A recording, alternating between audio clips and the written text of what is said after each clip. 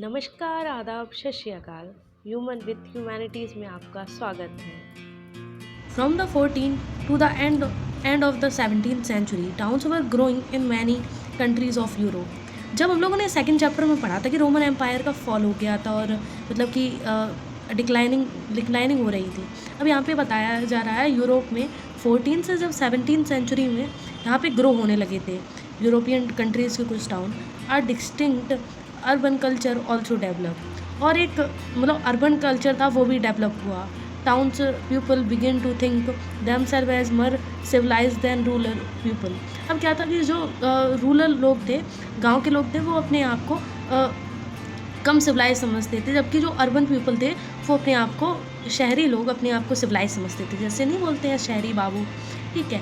Towns particularly Florence, Venice and Rome became centre of part and learning. Artist and writers were patronised by the rich and aristocratic. और क्या हुआ कि यहाँ पे जो patronise होता है दिखावा करना, अब यहाँ पे जब बहुत ज़्यादा टाउनशिप चली तो लोगों ने आर्ट की तरफ अपना इंटरेस्ट दिखाना स्टार्ट कर दिया। और जो वेनिस और रोम और फ्लोरेंस, ये तीन बहुत इंपॉर्टेंट टाउन है, इनको आप मार्क कर लीजिए। ये क्या हुआ कि सेंटर ऑफ आर्ट बन गए थे और लोग जो बड़े बड़े एरिस्टोक्रेटिक क्लास थे वो इसको वाय करते थे आर्टिस्ट को, कि वो दिखावा करते थे कि भाई हम देखो ज़्यादा सिविलाइज हैं तुम्हारे उससे, ठीक है। और क्या हुआ, the invention of printing at the same time made books and available to many people. और जो आर्ट इन्वेंशन था प्रिंटिंग का वो भी स्टार्ट हो गया था। इस वजह से जो बुक्स थी हर किसी के लिए मतलब कि अवेलेबल हो गई। जिससे तुम सोचो कि जो हम लोगों ने प्रिंट कल्चर 10th में चैप्टर पढ़ा था तो उसमें क्या हुआ था, उसमें हुआ था कि बेसिकली पहले एक मैन्यूस्क्रिप्ट या स्क्राइबर्स लिखते थे और वो बहुत कम लोगों तक, जैसे बाइबल होती थी वो चर्च के पास रह पाती थी, लेकिन जब प्रिंटिंग का इन्वेंशन हुआ तो हर किसी के पास पहुंच पाई, इंक्लूडिंग दोज वो लिविंग इन डिस्टिंक्ट टाउन और कंट्रीज़। और उन लोगों के पास भी ये अवेलेबल हो पा रहा था जो बहुत दूर दूर रहते थे टाउन्स और कंट्रीज से। A sense of history also developed in Europe and people contrast their modern world with Asian one of the Greek and Roman. और लोग ये करने लगे थे कि जो हमारा मॉडर्न बिलीफ है वो ज़्यादा मतलब अच्छा है या फिर बहुत ज़्यादा मॉडर्न दिखाने, जैसे हम लोग नहीं मॉडर्न दिखाते हैं आजकल वैसे ही। और वो कहते थे जो रोमन ग्रीक है उसके एशियन के बारे में बताते थे। Religion came to scene as something which each individual choose for himself. और रिलीजन अभी तक क्या था, चर्च ज़बरदस्ती घुसेड़ती थी कि हमारे आइए आप मतलब कि इसको इंक्लूड करिए, लेकिन अब हर कोई इसको परस्यू कर सकता था, कोई भी रिलीजन अपने हिसाब से चूज़ करता था। The church earth-centric belief was overturned by scientists who began to understand the solar system। पहले क्या था कि जो चर्च के जो बड़े बड़े बाइबल मतलब कि क्या बोलते हैं क्लर्जी वगैरह थे, वो कहते थे कि जो अर्थ है वो सेंटर है यूनिवर्स का, लेकिन बाद में जो साइंटिस्ट थे उन्होंने सोलर सिस्टम फाइंड कर दिया। तो उन्होंने कहा ये आप कैसी झूठी बातें बता रहे हो, मतलब अपने मन से कुछ भी। अब new geographical knowledge overturn and European centric view that Mediterranean sea was the centre of the world. और इन्होंने ये भी नॉलेज दे दी थी ज्योग्राफी में कि जो मेडिटेरियन सी है वही वर्ल्ड का सेंटर, लेकिन ऐसा नहीं था। हम लोग जानते हैं कि वर्ल्ड का सेंटर मेडिटेरियन सी नहीं है, वो तो यूरोप और अफ्रीका के बीच में पड़ता है। अब इधर पे बताया जा रहा है, थोड़ी प्रॉब्लम आएगी, थोड़ा सा कर लीजिए। There is a vast amount of material on European history from to the 14th century. और क्या था कि जो मटेरियल था वो बड़े लेवल पे अवेलेबल था, डॉक्यूमेंट, प्रिंटिंग, बुक्स। अब जब प्रिंटिंग आ गई तो डॉक्यूमेंट्स अच्छे से मिल पाएंगे, है ना। तो डॉक्यूमेंट्स, प्रिंटिंग और जो सॉरी अगर मैं प्रोनाउंस गलत कर रही हूँ, स्कल्पचर जो मतलब कि रिलीजन बुक्स वगैरह होती हैं, buildings, textiles, much of this has been carefully preserve in archives, art galleries and museum in Europe and America. और क्या था, ये चीज़ें प्रिजर्व करके रख दी गई थी। From the 19th century historian use the term renaissance. जो रेनेसिका होता है ये वर्ड यूज़ किया जाता है रीबर्थ के लिए, तो किसी चीज़ का दोबारा से बर्थ होना, मतलब कि जैसे आइडियाज़ के बेसिस पे, ये नहीं पुनर्जन्म वाला नहीं। रेनेसिका होता है कि लोगों के बीच में दोबारा वो भावना आ जाना, जैसे कि हम लोगों ने पहले पढ़ा था कि लोगों में दोबारा से भावना आ गई थी 10th में कि वो लोग फिर से नेशनलिस्ट हो गए थे, उनके अंदर रीबर्थ। रेनेस्का जिसका मतलब होता है रीबर्थ, तो उसके बारे में हम लोगों ने पढ़ा था। अब हम लोग पढ़ रहे हैं इधर से the historian who emphasise these who most of Swiss scholar Jacob Burckhardt of, अगर मैं गलत पढ़ रही हूँ तो आप एडजस्ट कर दिएगा, book हार्डट of the University of Basel in Switzerland. He was a student of German historian Leopold von Ranke. अब देखो ये जो जैकोब है ये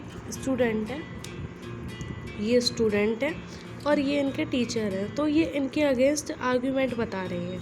देखिए क्या आर्ग्यूमेंट है, जो रैंके। अब ये देखिए आप कि ये जो वर्ड है इसमें ये लास्ट वाला जो सरनेम है उसको लिया जा रहा है। आप ये मत सोचिए ये तीसरा नाम है कहाँ से आ गया यहाँ पे। Ranke who had thought him that is the primary concern historian was right about the state and politics using papers and files of government department.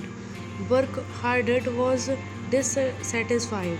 अब क्या हुआ था कि इन्होंने बताया कि स्टोरी मतलब जो हिस्टोरियन है उनको सिर्फ स्टेट्स और जो पॉलिटिक्स है उसके बारे में हम लोगों को सिर्फ पता करना चाहिए क्या है, लेकिन जो इनके स्टूडेंट थे वो बहुत ज़्यादा डिससेटिस्फाई हुए कि हिस्ट्री लिमिटेड नहीं है। That is mastered had set of him to politics was not we all and in the writing history was much of concern with cultural and as with politics. अब इनके जो teacher थे वो बता रहे थे history all about politics, but जब इनके स्टूडेंट ने पढ़ा तो वो डिससेटिस्फाई हो गए। उन्होंने कहा नहीं हिस्ट्री जितनी पॉलिटिक्स के बारे में बताती है उतना ही कल्चर के बारे में। In 1860 he wrote a book called the civil of the renaissance in Italy. अब क्या हो गया, इसका मतलब अगर हम लोग कहें कि जो इधर पे सिविलाइजेशन जो रिबर्थ हुआ इटली में उसके बारे में इन्होंने बुक लिखी, in which the called reader attention to literate architecture and painting tell us the ability how humanist culture had flow in Italian town. और इन्होंने बताया कि कैसे इटालियन टाउन में कैसे ह्यूमनिस्ट फ्लो हुआ, कैसे ह्यूमनिस्ट का कल्चर पूरे में फैला। To the 14th to the 17th century this culture he wrote was architecture by new beliefs that a man as an individual was capable to making his own decision and developing his skills. He was modern in contrast the medieval who was thinking had been controlled by church. अब इन्होंने 14th to 16th century 17th century में इन्होंने क्या बोला कि जो church के लोग होंगे वो क्या होगा, करेक्टराइज्ड न्यू बिलीव्स, ये न्यू बिलीव्स के ऊपर करेंगे। और क्या होगा, जो इंसान होगा उसकी खुद की थॉट्स होगी, capable making his own decision, और वो अपनी स्किल्स को डेवलप कर पाएगा। लेकिन क्या, और उसी को मॉडर्न मैन कहा जाएगा, जो अपनी थिंकिंग अपने डिसीजन खुद लेगा, स्किल्स को डेवलप करेगा, वो मॉडर्न मैन है। और जो उसको मिडिवल मैन कहेंगे जिसकी थिंकिंग चर्च के द्वारा कंट्रोल की जाती है। ज़रा ध्यान से सुनिएगा, ठीक है। अब हम लोग पढ़ते हैं the revival of Italy cities. अब हम लोग रिवाइवल, पहले हम लोग टॉपिक को पढ़ने से पहले हेडिंग को समझते हैं। रिवाइवल मतलब कि इटली अभी तक क्या था, फ्रेगमेंट हो चुका था, लेकिन अब हम पढ़ेंगे कि दोबारा से कैसे इमर्ज हुआ। After the fall of Western Roman Empire, many of the towns that had been political and cultural center in Italy fell into ruin. Ruin मतलब होता है डिस्ट्रक्शन। जो देखिए जब रोमन एम्पायर का फॉल हुआ तो बहुत सारे टाउन्स थे वो डिस्ट्रक्ट हो गए थे इटली में, पॉलिटिकल और कल्चर की तरह थे से। There was a no unified government, वहाँ पे कोई भी गवर्नमेंट नहीं थी unified. And the pope in Rome who was sovereign in his own cities own state was a strong not a strong political figure. और जो पोप थे वही एक अकेले मतलब कि वहाँ के शासक थे, लेकिन वो भी बहुत ज़्यादा पॉलिटिकली स्ट्रॉन्ग फिगर नहीं थे। While the western Europe was begin reshape the feudal bonds and unified Latin church and the eastern Europe under the Byzantine empire. और जो लैटिन चर्च था उसका मतलब फिर से रीशेप हुआ। देखिए जो फ्यूडल बॉन्ड्स थे उसको मतलब लैटिन चर्च को यूनिफाइड किया and eastern Europe under the Byzantine empire कौन सा था, जो तजाकिस्तान वाला था एरिया, उसको हम लोग पढ़ते हैं, हम लोगों ने चैप्टर 3 में पढ़ा था। And Islamic was creating a common civilisation further west. और जो अब देखो क्या हुआ था, जैसे हम लोग यहाँ पे पहुँचते हैं, ये मान लीजिए ये बिजान्टियन है, ठीक है, हम बी से डिनोट कर लेते हैं। ये इटली है, ठीक है, इसको हम कह देते हैं इटली, ठीक है। और यहीं पे ये है इस्लामिक। अब क्या हुआ, ये यहाँ से यहाँ तक इनका ट्रेड होगा, तो क्या होगा, इधर से भी तो वो लोग जाएंगे, उड़ के तो जाएंगे नहीं डायरेक्ट, ठीक है, इसका ट्रेड हो रहा है। तो जब यहाँ से जाएंगे तो इटली के स्टेट पोर्ट्स, जैसे यहाँ पे स्पोर्ट्स पड़ गए, ठीक है, तो ये भी डेवलप होंगे इसी वजह से। मेरी थोड़ी ड्राइंग ख़राब है, एडजस्ट करिएगा। However it was this very developed that help in the revival of Italian culture. और जो ये फ्रेगमेंटेड पार्ट्स थे, जैसे ये इटली है, इसके जो फ्रेगमेंटेड पार्ट हैं, अब देखो यहाँ पे मान लो बेजेंटियन है और यहाँ पे मान लो हम लोग क्या कहते हैं, जो हमारा वो क्या इस्लामिक कल्चर है। अब यहाँ से जब ट्रेड होगा तो ये स्ट्रॉन्ग होगा, ये पहले से फ्रेगमेंट है तो इसको दोबारा से पावर मिलेगी। यही बात मैं बताना चाह रही थी, ठीक है। अब इसमें क्या हुआ कि जो यहाँ के पोर्ट्स हैं, जैसे कि पोर्ट्स ये वेनाइस हो गया, जेनोआ हो गया, और पोर्ट्स देखो कौन कौन से, यहाँ पे ये पोर्ट हो जाएगा, ये सब पोर्ट्स बहुत ज़्यादा रीइमर्ज होने लगे। As the Mongol open up trade with China via silk route, as this trade with western European country also increased. अब क्या हुआ कि जैसे ही मतलब मंगोल जो चंगेज़ खान था और जो चाइना था, उनके बीच में जब ट्रेड हुआ सिल्क रूट से, तो यहाँ पे इटली में भी जो ट्रेड सिस्टम था वो इंक्रीज़ हो गया। Italian towns played a central role. और जो इटालियन मतलब एम्पायर था वो एक अपना सेंटर रोल कर रहा था। They no longer show themselves as a part of a powerful empire but as indicate city state to of these Florence and Venice. इनमें से दो ये फ्लोरेंस एंड वेनाइस, इनको याद रखना। तीन कौन से थे, तीन याद रखती हैं। एक पहला था फ्लोरेंस, दूसरा था हमारा वेनाइस, तीसरा था रोम, ठीक है, ये तीन थे। इनमें से दो को याद रखिएगा, ठीक है। Were republics and many other were court cities ruled by Prince.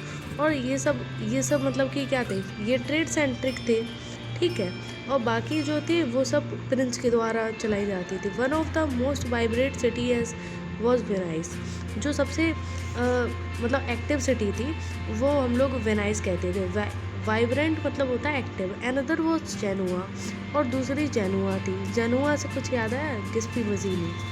They were different from other parts of Europe. और ये बाकी मतलब जो यूरोप में बाकी पार्ट्स थे उनसे अलग था। कैसे अलग था, the clergy were not politically dominant here. और जो क्लर्जी थे वो ज़्यादा डोमिनेंट थे।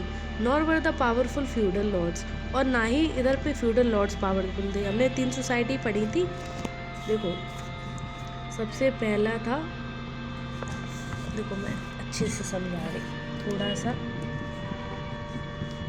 पहली थी हमारी क्लर्जी, अनदर वॉज लॉर्ड, और इधर पे कॉमनर। थोड़ा मुझे प्रॉब्लम हो रही है, तो ये हो गए 3 थी। अब 3 में क्या, ना तो यहाँ पे क्लर्जी के पास पावर थी, ना ही लॉर्ड्स के पास थी, तो ये इस वजह से डिफरेंट थी। बाकी और सब में क्लर्जी और लॉर्ड्स के पास बराबर पावर थी। और यहाँ पे किसके पास, जो कॉमनर्स होते थे, यही पीजेंट और इन कैटेगरीज से आते थे, इनके पास अच्छी वो थी। और क्या लिखा है, merchants and banker actively participate in governing city of the Italy and helping citizenship as strike route. और यहाँ पे स्ट्राइक रूट भी होते थे जब मर्चेंट्स के द्वारा चलाए। Even when towns were ruled by military despot, the pride felt by the township is begin citizen did not weaken. और यही इस कंट्री को, इसको अलग, तो बाकी सबसे अलग बना रहा था। Thank you, have a nice day. अगर मुझसे कोई गलती हुई है तो आप मुझे कमेंट करके बता सकते हैं। और थैंक यू इतने अच्छे तरीके से लास्ट तक रुके रहने के लिए। हमेशा पढ़ते रहिए।